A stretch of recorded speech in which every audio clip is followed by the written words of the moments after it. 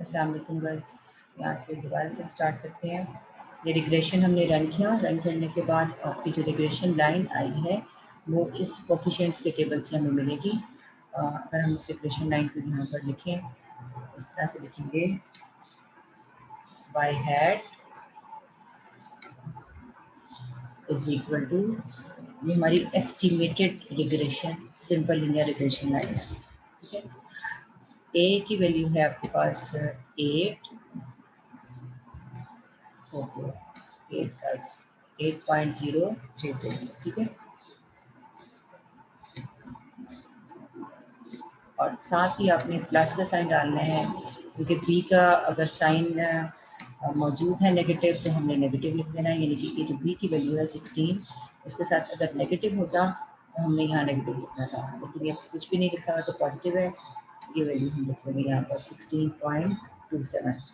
ये ए और बी की दोनों की वैल्यूज यहाँ सब्स्टिट्यूट कर देंगे 16.27, और साथ इसके आपका इंडिपेंडेंट वेरिएबल जो है वो मल्टीप्लाई हो जाएगा, यानी for every unit of change in x can cause 16.27 change in y।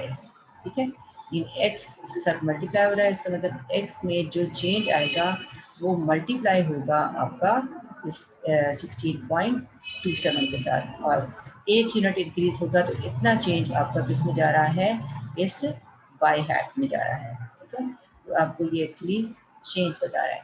हमारी टेस्टिंग जो है वो जो होती है कि बी अगर रिग्रेशन फिट नहीं हो रहा या रिग्रेशन इसके लिए अप्रोप्रिएट नहीं था, तो एक्चुअली ये रिलेशनशिप जो है इसमें जो इसके दो पैरामीटर्स हैं अल्फा और बीटा, इनको ज़ीरो होना चाहिए। तो फिर इसका मतलब है ज़ीरो शो करता है कि कोई रिलेशनशिप नहीं है इसमें, ये ए और बी होने ही नहीं चाहिए थे, रिग्रेशन एग्जिस्ट ही नहीं करना चाहिए था। तो हमारा एक तो बनता है अल्फा को ज़ीरो टेस्ट कर लें, हाइपोथेसिस, और दूसरा हाइपोथेसिस क्या बनेगा इसमें, दूसरा हाइपोथेसिस बनेगा beta is equal to zero.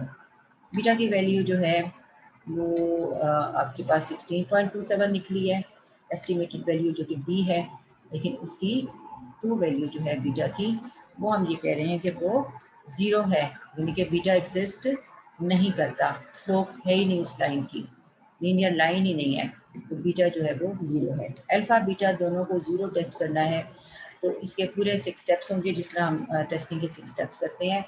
Null hypothesis है, इसके अगेंस्ट हमने H1 लिखना है, H1 लिखने के बाद फिर हमने इसमें अगला स्टेप अल्फा लिखना है, अल्फा की वैल्यू जो 0.05 रखते हैं।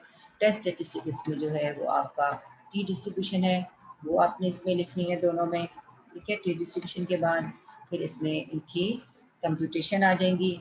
कंप्यूटेशन में आपने एसपीएसएस का स्टेप डालना है, एसपीएसएस में आपने डेटा एंट्री की, और फिर उसमें एनालाइज में जाके आपने रिग्रेशन क्लिक किया, और रिग्रेशन में लीनियर को क्लिक किया, और डिपेंडेंट वेरिएबल में वाई डाला, इंडिपेंडेंट वेरिएबल, वो सारे इसमें एसपीएसएस के जो स्टेप्स हैं वो सारे कर लेने हैं। ठीक है, एसपीएसएस के 3 स्टेप्स, और एसपीएसएस का जो 4th स्टेप है उसमें आपको पी वैल्यू मिलेगी।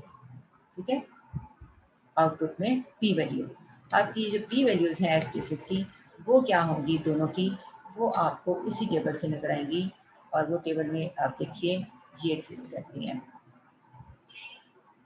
ठीक है, ए के लिए भी और बी के सामने तो एक अल्फा की हो जाएगी पी वैल्यू, और एक किसकी हो जाएगी, बीटा की हो जाएगी।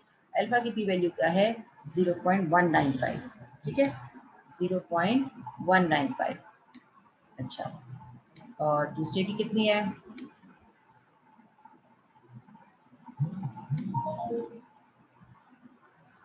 बताएं।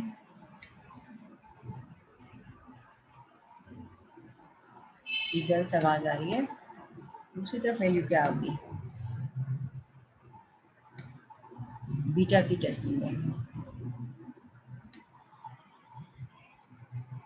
ये देखें जो x के अगेंस्ट होता है ना, ठीक है, ये वाला, ये बीटा की टेस्टिंग हो रही है, और जो कांस्टेंट है वो अल्फा होता है।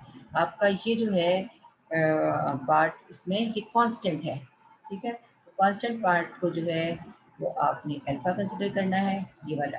ठीक है, और जो दूसरी चीज़ है आपकी वो आपका बीटा है, यानी कि this is estimated value of beta, estimated value of beta.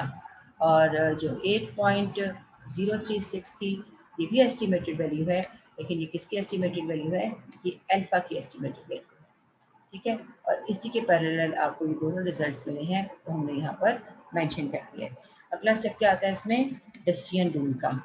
Decision rule क्या लिखवाया मैंने आपको, ये बताएं। जो है वही है, हमेशा से एक ही रहेगा। क्या है दोनों में? Reject if P is less than alpha. हाँ जी, reject is not if P less than alpha. तो क्या आपका अल्फा से लेस है ये वाला? क्या आपका पी अल्फा से लेस है? यहाँ पर लेस नहीं है, ठीक है। तो और यहाँ पर क्या पी अल्फा से लेस है?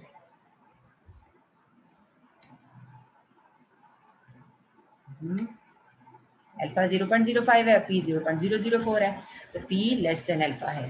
तो यहाँ हम रिजेक्ट कर देंगे, रिजेक्ट इज नॉट, यहाँ स्टेटमेंट क्या देंगे? Reject is not since R P value is less than alpha, ये पूरा लिखेंगे। अच्छा, अब इसका मतलब है हम किसको रिजेक्ट कर रहे हैं? किसको रिजेक्ट कर रहे हैं? जो हमारा हाइपोथेसिस है, ये हमारा हाइपोथेसिस है ना, इसको हम रिजेक्ट कर रहे हैं। हाइपोथेसिस को रिजेक्ट करने का मतलब है कि हम किस स्टेटमेंट को रिजेक्ट कर रहे हैं? हम इसको रिजेक्ट कर रहे हैं कि बीटा जीरो नहीं है, बीटा जीरो नहीं है, बल्कि बीटा की वैल्यू कोई ना कोई होनी चाहिए, जो कि हमारे केस में क्या है? बीटा की वैल्यू निकाली है ना हमने अभी, कितनी निकाली है? हमने निकाली है 16.27। इसका मतलब है कि ठीक वैल्यू निकाली है। उसने कहा है कि beta should not be equal to 0, it must have any numeric value. In our case it's 16.27, therefore beta should be rejected here. Beta is equal to 0, this null hypothesis should be rejected, ठीक है। हमारे यहाँ से statement से भी पता चल रहा है, डिसीजन रूल से, reject H not if P less than alpha. और अगर हमने रिजेक्ट कर दिया तो हमने इस स्टेटमेंट को रिजेक्ट किया। अगर इस स्टेटमेंट को रिजेक्ट किया है तो फिर हम प्रूफ किसको करेंगे? इसके अगेंस्ट दूसरी वैल्यू को, कि beta is not equal to 0, ठीक है। And we conclude beta is not equal to 0, ठीक है। ये कंक्लूजन में लिखेंगे यहाँ पे, beta is not equal to 0, ठीक है। अच्छा, अब आप इस केस में आ जाओ, राइट साइड पे, अल्फा की टेस्टिंग में। अल्फा की टेस्टिंग में आया नॉट लेस देन अल्फा, तो फिर हम क्या कहेंगे? We do not reject H not. और हम इस स्टेटमेंट को, जो हमारी एच नॉट में स्टेटमेंट लिखी हुई है, इसको एक्सेप्ट कर लेंगे। हम एक्सेप्ट कर रहे हैं कि इंटरसेप्ट जो है आपकी अल्फा की, जो एस्टिमेटेड वैल्यू है 8.036, ये ना भी निकले तो भी ठीक है, यानी कि इसकी एस्टिमेटेड वैल्यू जो है वो 0 होनी चाहिए। आपको मैं एक बात बता दूं कि आपका जो ये कोऑर्डिनेट होता है एक्स और वाई का, इसमें आप जब आपका जो डेटा है एक्स वाई का, वो इस तरह से स्कैटर्ड होता है, ठीक है। अब ये जो स्कैटर्ड पॉइंट्स हैं, इसमें स्कैटर्ड पॉइंट्स के अगेंस्ट आपकी एक लाइन ड्रॉ होती है, और वो लाइन है आपकी y is equal to a plus B X, ठीक है। अब वो लाइन आपकी कहाँ से गुजर रही है, ये बात देखनी है। अभी हमारे केस में वो लाइन आपकी ऐसे ऐसे फॉर एग्जांपल गुजर रही है, ठीक है। इस लाइन की जो स्लोप है वो कितनी है? वो 16 जो हमने निकाली थी, वो वाली इसकी स्लोप है। यानी slope of this line is, अगर मैं इस तरह से लगाऊं तो ये 16.27 है। और जो इसका इंटरसेप्ट है, जहां पर ये दोनों एक दूसरे को टच कर रहे हैं, ठीक है, यानी बाई एक्सिस को जहां से टच कर रहा है, ये जो पॉइंट जहां पे मैंने अब ये स्टार्ट किया अपना एरो, ये जो कट पॉइंट है, ये आपका कहाँ पे आ रहा है? ये यहाँ पर आ रहा है 8.036। अब हम ये कह रहे हैं कि कट पॉइंट 8.036 पर ना भी हो तो लाइन तो फिर भी एग्जिस्ट करेगी ना, उसकी स्लोप तो फिर भी होगी। आपका इसमें जो टेस्टिंग ऑफ हाइपोथेसिस है, उसने ये सजेस्ट किया कि इसकी वैल्यू को क्या होना चाहिए? इसको 0 होना चाहिए। अब 0 कब होगा? जब ये लाइन कहाँ से गुजरेगी? जब ये लाइन यहाँ से गुजरेगी, ओरिजिन में से, ठीक है, तभी हमारा ये 0 होगा ना। तो उसने आपके लिए सजेस्ट किया कि जो इसके लिए सजेशन है वो ये कि लाइन को ओरिजिन से पास होना चाहिए, ठीक है गर्ल्स। तो ये इसकी टेस्टिंग ऑफ हाइपोथेसिस थी। एक्स्ट्रा कोई स्टेप नहीं है, सिर्फ इंटरप्रिटेशन ही है कि आपने उसको इस टेबल से जो कोफिशिएंट्स का यही सबसे इम्पोर्टेंट जो है वो आपका टेबल है कोफिशिएंट्स का, जिसमें से आपको कोफिशिएंट्स यहाँ से मिल जाएंगे और इसकी टेस्टिंग जो है वो लास्ट कॉलम से मिल जाएगी। दोनों चीज़ों को इंक्लूड करते हुए हमने इसको कंप्लीट कर देना है। लास्ट वाले की भी हमें कोई ज़रूरत नहीं है, अलबत्ता इस वैल्यू को ने हमें सिर्फ ये बताना है कि रिग्रेशन फिट होता है कि नहीं फिट होता है। ठीक है। और एक और इम्पॉर्टेंट बात आप ये देखें कि ये वाली जो वैल्यू है आपकी आर स्क्वायर की, वो भी हाई होनी चाहिए। मैं थोड़ा सा इसको अरेज करके पीछे की तरफ जाती हूँ ताकि हम इसको देख सकें पिछले टेबल में क्या चीज़ मेंशन होती हुई है और वो उसमें आर स्क्वायर की वैल्यू कितनी है। ठीक है, तो पीछे तरह से पीछे जाते हैं। ये आर स्क्वायर कितना है 0.77। ठीक है, हमारी जो एस्टिमेटेड लाइन निकली थी उसके हिसाब से उसका जो फिट है वो 77% है, बस नॉट टू गुड। ठीक है, टू गुड तो तब होता है जब वो 90% में हो जाए। तो 90% में जब होगा तो वो कब होगा, जब आपका उसने कहा कि जो आपकी ए की वैल्यू है वो 0 के क्लोज होनी चाहिए। ठीक है, जब ये 0 के क्लोज गुजरेगी तो इसका मतलब ही यही होगा कि आपका कांस्टेंट जो है वो सिर्फ बी पे बेस कर रहा है, अल्फा पे, यानी इस पे बेस नहीं कर रहा, कांस्टेंट पे बेस नहीं कर रहा, इसमें नहीं आएगा, सिर्फ ये वाला एग्जिस्ट करेगा एक्स का। ठीक है, तो अगर ऐसी लाइन होगी तो ऑब्वियसली ये 77% से इंक्रीज करके कहाँ की तरफ चला जाएगा, ये 90s में 95%, 97%, 98% कुछ भी हो सकता है, यानी 90+% में चला जाएगा, जो उसका सजेस्टेड रिग्रेशन का टेस्टिंग की है उसके हिसाब से कि इतनी इसकी परसेंटेज जो है वो बन सकती है। ठीक है, 90+ परसेंटेज लिखनी है, अदरवाइज तो कुछ समझ नहीं आएगा कि ये 90 क्या है। ठीक है, इतनी इसकी आर स्क्वायर की वैल्यू हो जाएगी अगर हमारा ये अल्फा जो है उसका एस्टिमेट जो है वो इसके अलावा 0 हो जाए। ठीक है गर्ल्स, यहाँ तक कोई बात आपने पूछनी है आज के टॉपिक में आप पूछ लीजिए।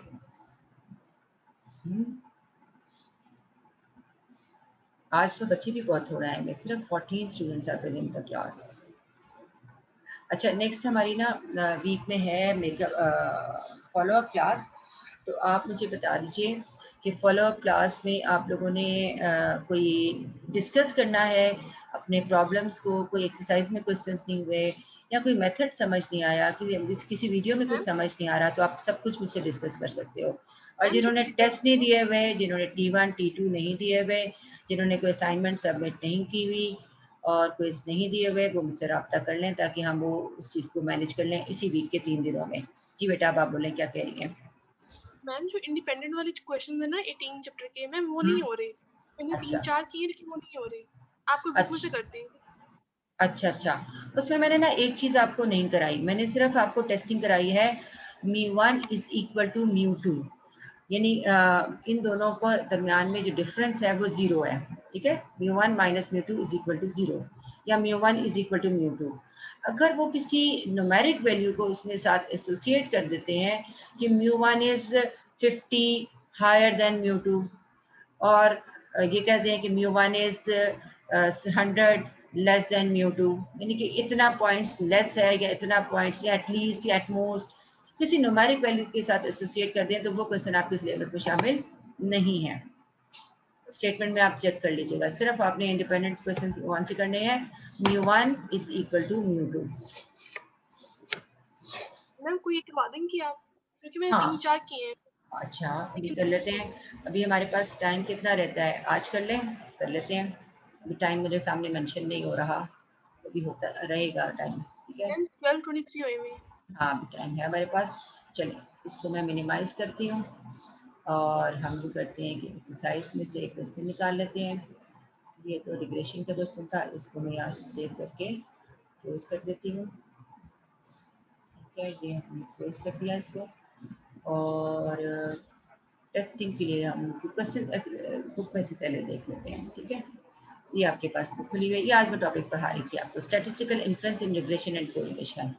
ठीक है, इसमें आपने यहाँ पे इन सबको नहीं करना, आपने जो करना है उसमें क्वेश्चन कौन सा आपके लिए मैं बताऊँ, ये करके ना फिर मैं ये वाला। ठीक है, ये वाला क्वेश्चन आपके लिए है, एग्जाम्पल 21.2। देखें ये डेटा एंटर किया एक्स और वाई का, और उसके बाद है एज्यूमिंग नॉर्मेलिटी, इसकी ज़रूरत नहीं है। The value of alpha, the value of beta, alpha beta की वैल्यूज आपने निकाल लेनी है, वो हम इसी को रन करेंगे तो निकल आएगी। The true value of Y when X is equal to 3, ये भी आप कर लोगे। ये कैसे करोगे, ये देखो आपकी एस्टिमेटेड लाइन जो है वो कहाँ पर आई, ये टॉप पे पेज पे, मैं आपको जरा दिखा दूँ कहाँ पर है।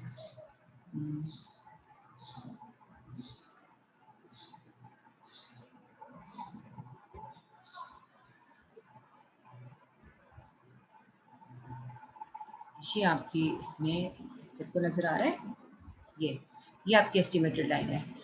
इस एस्टिमेटेड लाइन में एक्स की वैल्यू को यहाँ पर हम क्या सब्स्टिट्यूट करें, वो जो ऊपर क्वेश्चन में लिखा हुआ था 30 था लिखा हुआ, ठीक है। मैं दोबारा थोड़ा सा ऊपर जाती हूँ, वो था 3 था। इस x की वैल्यू को हम क्या रखें, 3 रखते हैं, और 3 को 16.27 से, ओहो हमने यही शायद क्वेश्चन कर लिया है ना, यही क्वेश्चन एग्जाम्पल सॉल्व कर लिया है।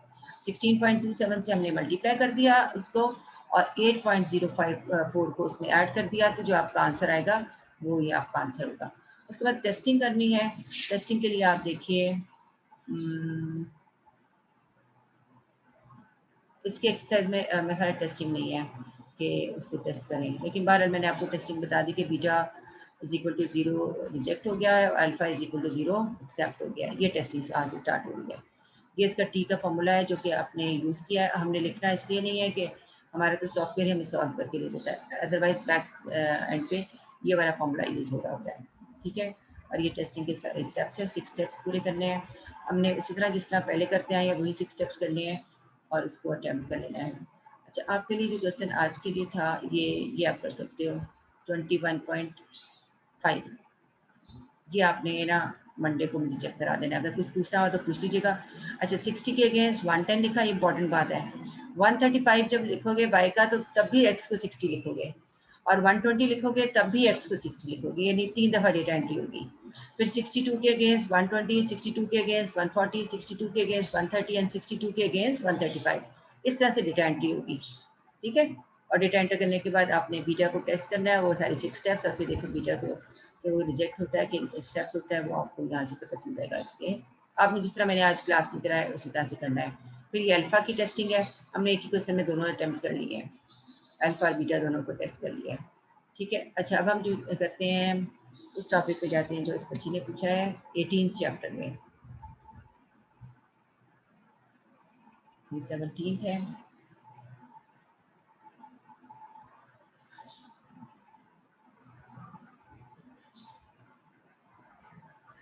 एटीन की पूछ रहे हो ना आप लोग? यस मैम, इसकी जो एक्सरसाइज है मैम, एक्सरसाइज में ये भी 17 की अभी आ गई है, थोड़ा सा ऐसे कर लेती हूँ।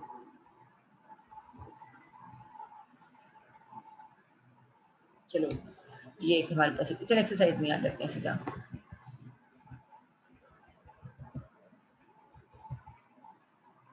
ये आ गई एक्सरसाइज। अच्छा, 18.7 देखें, ये वन थे, ये तो वैसे भी उसका है, नहीं है क्वेश्चन यहाँ से। ग्रुप 1 18.10 कर लिया आपने? 18.10 मैंने काफी सारे किए थे, मैंने 18.21 भी किया था, 18.10 भी किया था। नहीं, 10 किया आपने? नहीं मैम, ये नहीं किया। हाँ, ये आप कर लो, ठीक है। अच्छा, ये आपका स्ट्रेट फॉरवर्ड सा सवाल है, ये हो जाएगा। उसके बाद 18.11 ये आप कर लो, ठीक है। उसके बाद 14 और 15 जो है वो वन सिंगल सैंपल के हैं, ठीक है। और इसमें देखो आपको ना टेस्ट वैल्यू दी जाएगी दोनों में, यहाँ पे टेस्ट वैल्यू देखो, ये देखिए 47.5 दी हुई नजर आ रही है, ठीक है। ये सिंगल वाले हैं। अच्छा, 18.14 और 15 का ए पार्ट करोगे, बी पार्ट नहीं करना, ठीक। और फिर 16, 17, 18 नहीं करने, 19 भी नहीं करना। उसके बाद आ जाता है 20 भी नहीं करना, हालांकि ये 350 लिखा हुआ है, difference of 350, grams between the population mean in favour of males.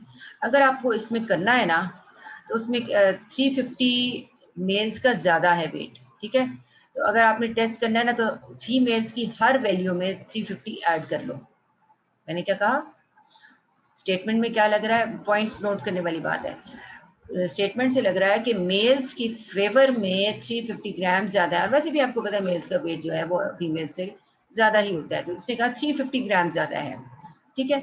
अब ये 350 ग्राम्स जो हैं वो मेल्स के ज़्यादा हैं, तो फीमेल्स के साथ कंपेयर करने के लिए फीमेल्स में क्या करने पड़ेंगे, 350 को ऐड करना पड़ेगा, हर वैल्यू में 350 ऐड कर लो। या आप ये भी कर सकते हो, मेल्स की हर वैल्यू में से 350 माइनस कर लो, और फिर आप अपना डेटा जो है वो बन जाएगा आपका। जो वैल्यूज आएंगी उसको यूज करके आप इस क्वेश्चन को सॉल्व करोगे तो फिर आपका क्वेश्चन हो जाएगा, ठीक है।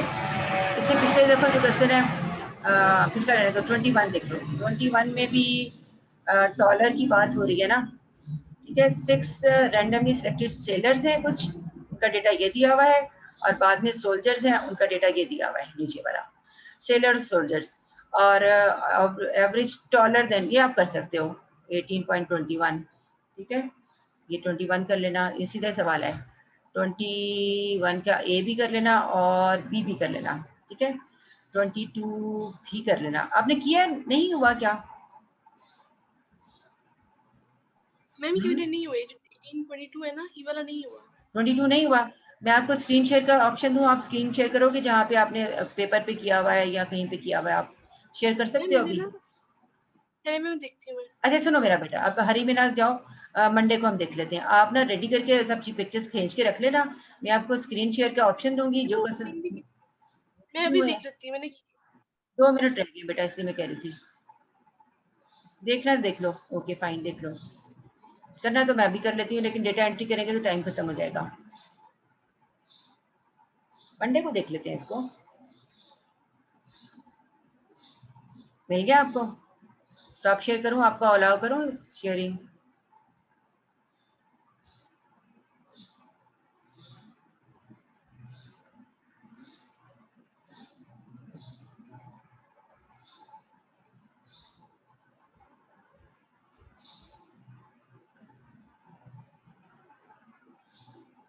मैं मेरे ख्याल से मैंने सेव नहीं किया हुआ उसका डेटा। मैं आपको ना अभी करके ना आपको व्हाट्सएप पे स्क्रीनशॉट, व्हाट्सएप पे ना पिक्चर भेज दूंगी।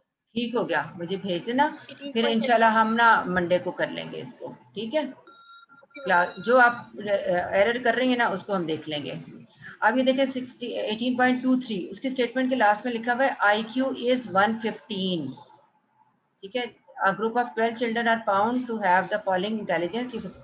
12 चिल्ड्रन का दिया हुआ है और उसने IQ इज 115। मेरा ख्याल है ये सिंगल सैंपल है, तो 115 टेस्ट वैल्यू है, ठीक है, ये सिंगल सैंपल का।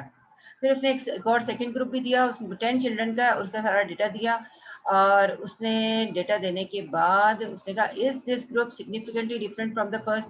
अब आप कर सकते हो ए और बी को, बी और सी को मिलाकर ना डेटा दोबारा एंटर करोगे, और फिर दोबारा से इसकी इंडिपेंडेंट सैंपल की टेस्टिंग करोगे, ठीक है। ये 12 वैल्यूज के सामने 111 लिखोगे कोड में, और ये जो 10 वैल्यूज हैं ये वाली, इनके सामने आप कोड में 2222 डालोगे, ठीक है ना। 1 और 2 का लहदा, और शुरू में डेटा लिखोगे और डेटा में सारी 12 वैल्यूज पहले डालोगे और फिर 10 वैल्यूज डालोगे, उस तरह से डेटा एंट्री होनी है इसकी, और फिर आपने इसको टेस्टिंग कर लेनी है। तो ये 23 इज वेरी वेरी इंपॉर्टेंट, क्योंकि आपको सिंगल की टेस्टिंग भी कराई हुई है और डबल की टेस्टिंग भी कराई हुई है। 24 भी आप कर सकते हो, हाँ बिल्कुल कर सकते हो, ठीक है। Whether the means of the two groups are significantly different, जहाँ लिखा होगा ना डिफर सिग्निफिकेंटली डिफरेंट, तो ये आपके क्वेश्चन हो सकते हैं। जहाँ कोई न्यूमेरिक वैल्यू भी अटैच हो जाएगी ना, वो नहीं करना। तो 24 का आप ए पार्ट भी कर सकते हो और बी पार्ट भी कर सकते हो। अगर आपसे नहीं होंगे ना ये सवाल जो मैं बोली जा रही हूँ अभी, ये सारे आप मुझे चेक करा देना मंडे को। 25 देखो, ये भी आप कर सकते हो, use T test to determine whether the means differ significantly, ये भी वैसे ही क्वेश्चन है। यहाँ तक आपने क्वेश्चन करने हैं 25 तक, ठीक है। उसके बाद पेयर्ड की शुरू हो जाएंगे 27 से ऑनवर्ड्स, वो फिर पेयर्ड के कर देंगे। चलिए ओके गर्ल्स, अल्लाह हाफिज।